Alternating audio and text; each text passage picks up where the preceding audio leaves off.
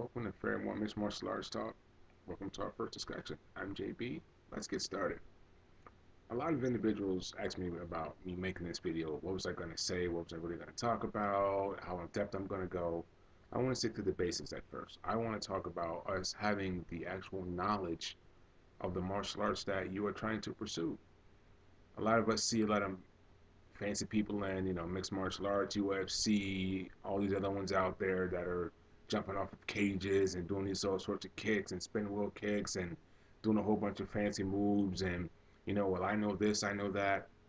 Do you really know what you really know? That's pretty much the basic topic of this discussion. Do you know what you really know?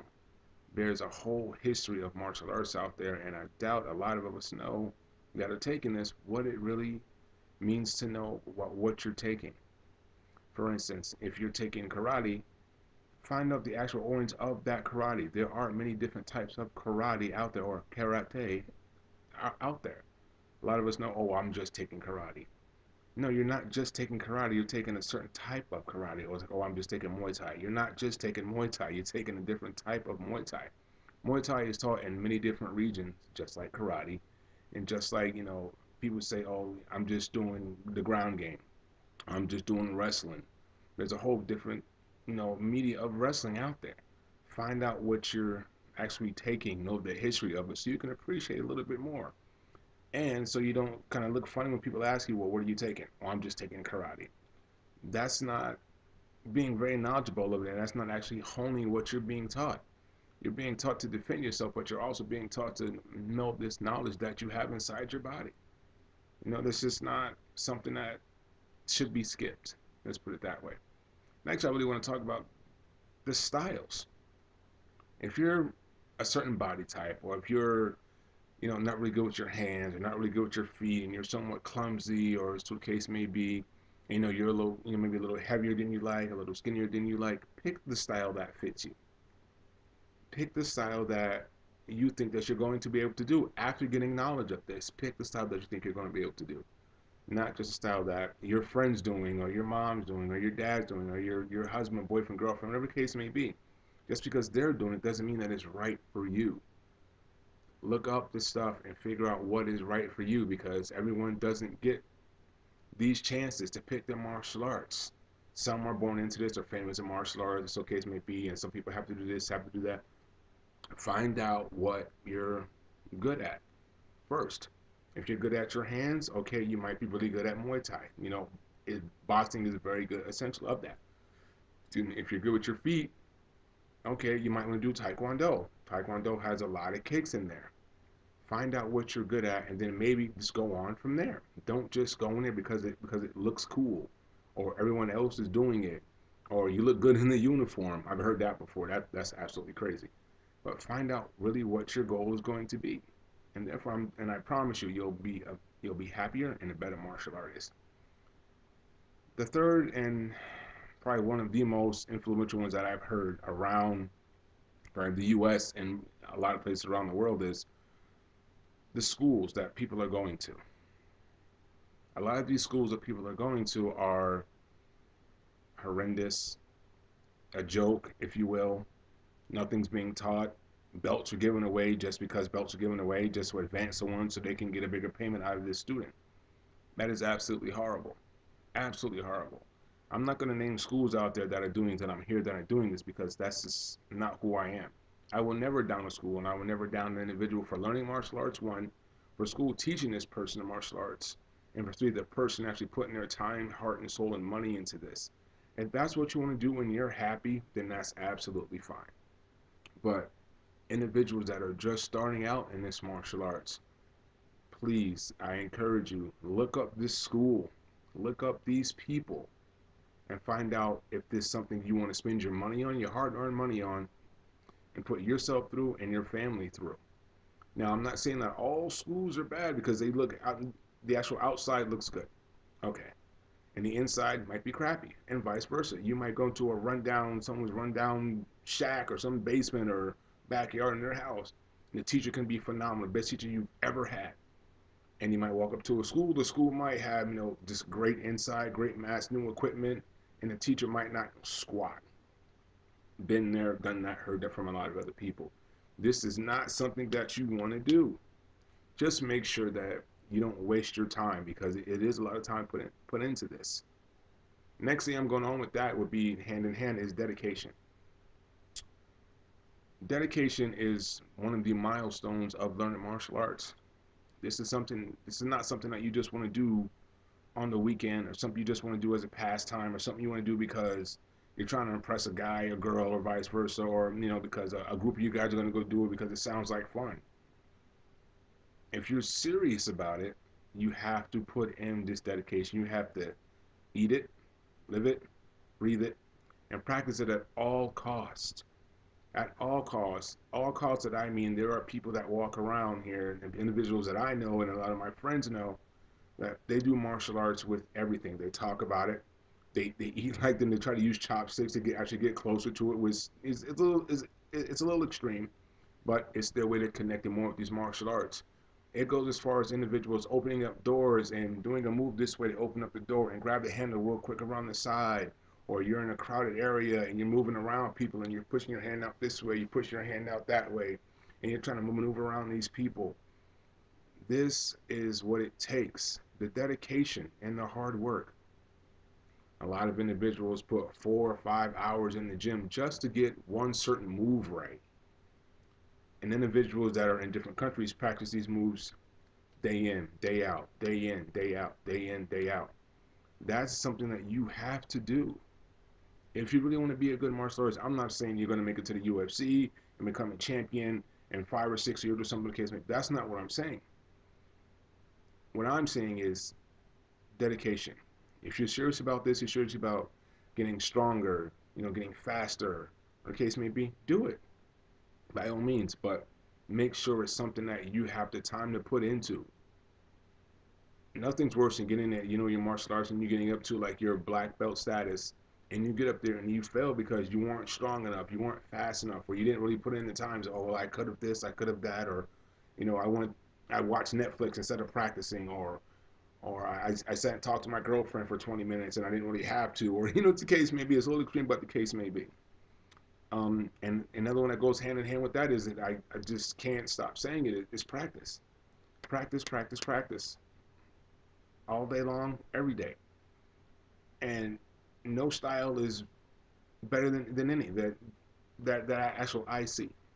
There is no one style that is better than the other. Any style is better than no style. That's what I was taught. If you're actually getting off the couch and you're doing something and you're out there trying to prove yourself to yourself, that's one of the main things. Not prove yourself to someone else, prove yourself to yourself. You're doing leaps and bounds in the individual that's sitting on the couch wondering what's new on Netflix. Think about that for a minute. You may be just a white belt starting out, or you may be just an actual yellow belt, or you're stuck on a white belt for a year because you couldn't get this movement, you couldn't get that movement. Think about that for a minute. You're actually there in the dojo putting in this time and effort while there's individuals sitting on the couch doing nothing. Absolutely nothing. Only thing they're working on is their thumb. It takes you far. So please don't get discouraged if you're just a white belt and you're just doing this and you're doing that and you're trying your best, but you just can't seem to get past that white belt. Just remember that you're doing yourself a service and you're making your life better by exercising either 3 days a week, 4 days a week. It doesn't matter. You're still doing something one or another.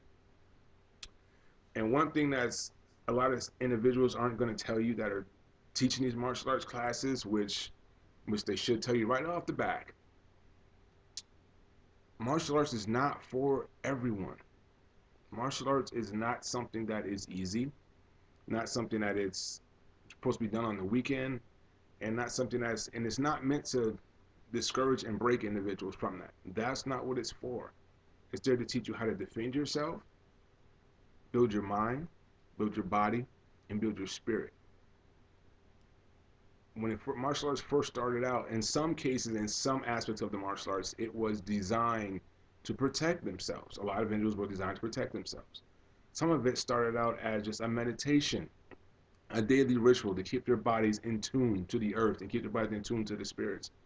It was not meant for I'm going out there to break someone's bones, or I'm going out there to be a tough guy or a tough girl, or going out there and just show off and stuff like that. That's not what martial arts is about. And a lot of people that tell me that, and one person I asked, I was like, well, why do you want to do martial arts? He said, well, I want to go out there and break guys up and stuff like that, or I want to be the tough guy on the block. But I had to turn that individual away. That's not the way I was taught, and this is not the way I want to teach individuals that actually take my classes that I've taught before. This is not what we're about, and especially individuals that have children in martial arts. If your child starts to say this to you, well, I'm going to go beat this guy up, or he took this of my toy, and he walked around with his chest poked out, his or her chest poked out, as a parent, you have to check them. Like, listen, this is not what it's for. This is not how we operate in the dojo. This is not something that should be taught to children, because they have that mentality when they get older, and then when they run into a brick wall or a person that's better than them, and they lose because they are a black belt, so to speak. That's another issue, but we'll talk about that at a different time. Teach them that losing is okay. There is someone that's going to be out there that is better than you.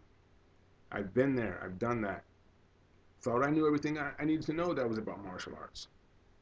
No, until you go somewhere and there's always someone bigger and better than you. Individuals in the martial arts world are not learning this unless they're at a high end of it. Someone says, oh, well, I have a black belt in karate. Okay, you have a black belt in karate. That's it. You have a black belt in taekwondo. You have a black belt in, Shogun-ryu. You have a black belt in, regular, just different types of martial arts. Yeah, your black belt is in your area, your box, your karate of expertise, until you meet someone else that has a black belt in a different style, and you lose. And then when you lose, you are devastated. We have to teach individuals that it is okay to lose, and just because you lost doesn't make you like less of a martial artist. We're getting away from that. We really have to stop adults from feeling that way and then pass it on to the children that are in the martial arts. Teach your kids that it is okay to lose. Everyone does. And look at all the big guys in the UFC and all the big guys in, the cage fighters overseas and the Greco-Roman wrestlers and all these big, huge guys. It is okay to lose. I promise you. If there's any kids watching this, it's okay to lose. I've lost plenty of times. But we're still here. We fight another day. And one other thing that really gets me going about it, a lot of people say that they're bored with martial arts. I have a real hard time with that because there's so many different martial arts around this globe, some even that we really don't know too much about. There's martial arts in Australia, there's martial arts in Africa, there's martial arts like actually the Eskimos know. Everyone have their sort of martial arts. So how can one individual get bored when there's so many martial arts out there? Just look at Kung Fu. There's 30, 36, 37, some were added, some were taken away, different styles. There's absolutely no way that you can get bored. There's martial arts masters out there, being from Jet Li, Tony Jaa, Michael Jaleel White, and people of those statures, Jackie Chan. They're never bored because they're still trying to master their craft. It's taken them years and years and years and years to master this craft. So I don't understand how they can get bored. And if one person say, oh, well, I'm bored with it, that's why I stopped. No, that's not why you stopped. Because you're not bored, because there's so many out there. Either you stopped for a personal reason, or you stopped because you couldn't really hack it, or you stopped because, life happens. Okay, I understand that. Life happens. But don't just say it was a martial arts, that's why you stopped, because it was boring. That's something that is just silly. It's almost silly to say. It really is. And martial arts alike, men, women, groups, who are ever teaching these martial arts. One thing that I was taught that always stuck with me, that I teach individuals to this day, and they say, well, listen, how did you get to where you are? And what happened? It was just some sort of traumatic life event, sort of. No, it wasn't. It went from me working hard and just pretty much, I'm trying to think of a word there's actually no word to describe that. Just working hard and just doing what I was told. And I thought, and we're talking about that whole box again. And I thought I was one of the best at the stuff that I was doing because I was fast, I learned well, I got the moves down, and I did a lot of fancy stuff and a lot of flashy kicks until I went overseas. And I was sparring against these men and women overseas and just got handled. I mean, absolutely obliterated by 15-year-olds, 16-year-olds. And I've been doing this for a while. And I can tell you, I can't express to tell you how humbling that is. To have a 15-year-old block and destroy everything that you were doing because this is what their pastime is. Kids in the United States, their pastime, most of them are video games. Their pastime is martial arts. That's one of the biggest things that a lot of us don't understand. Well, why did I lose to this guy? Why did I lose to that guy? Or this girl? Vice versa. Because this is what their hobbies are. They make this into something that they, as I said from the beginning of the video, they eat it, they live it, they breathe it, they practice it everywhere they go. Everywhere. They do it outside with their friends. They do if their friends are doing something outside in their sleepovers, if they're playing in the house, or come kids. If not, they're talking about what they're going to do, their next move, things about, and vice versa. If you're serious about this yourself, this is what you need to teach yourself. And if your child is serious about it, you may not be into the martial arts like your child is, but you might want to. Want to do stuff with your child, especially about the martial arts. If that's what they're into, fine, that's what they're into. If they're into music, they're into anything, be a part of that. Make sure that they understand that you're proud of them, you're happy about it, and you want to help them advance. Don't say, oh, well, you got your black belt, okay, okay, that's nice. Well, show me, how did you get it? What did you do? Even if you were there, if they get it and take them home, oh, show me again. I was really interested about that. I want to see exactly what you were doing.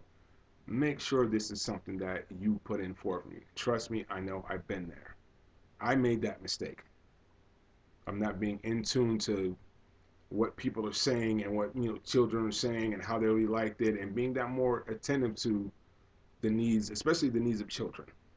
Very, very, very important. And one last thing I want to talk about is the actual traditional way of training with martial arts. This is almost non-existent in the U.S. Non-existent. There's a lot of dojos around here with a lot of fancy equipment, a lot of weightlifting gear in there, brand new bags and treadmills inside of there, and I mean, they're going all out with this stuff. They don't have most of these things overseas. You're running outside, you're swimming, you're climbing trees, you're climbing the rope, you're plowing the fields. Almost everything is traditional. I'm not talking about regular in the rural cities. These are more like people that really don't have the money to afford these things in the countryside. And they're better than the individuals over here that have all this high-tech equipment. Figure that out. Figure that out. Being privileged doesn't necessarily mean that you're better at your martial arts. Your heart, your dedication, and your mind. Being in tune with your mind and your body, sometimes you can't be beat. Sometimes. Everyone can be beat, but it will be hard to beat you if you're in tune to those things. It's very, very hard. One person that was famous for that, I'm pretty sure he's lost, but maybe not so much, in Bruce Lee. I follow Bruce Lee a lot. I read a lot of things he put out there, and I try to emulate him ever since I was a child. It took me a long time to get to this point to where I am with my martial arts and understand exactly really what it is to be a martial artist. Not a mixed martial artist, a martial artist. I urge you, look these things up, find out your information, practice, teach your children the right way, and do it for you. That's one of the main things. Do it for you, not because you want to impress an individual or you want to impress a group of individuals. Do it for yourself. That was one thing that I had a huge problem with, is doing it for myself. And trust me, it'll turn out great for you. Well, this has been Fair One Martial Arts Talk. I'm your host, JB. I'll see you next time.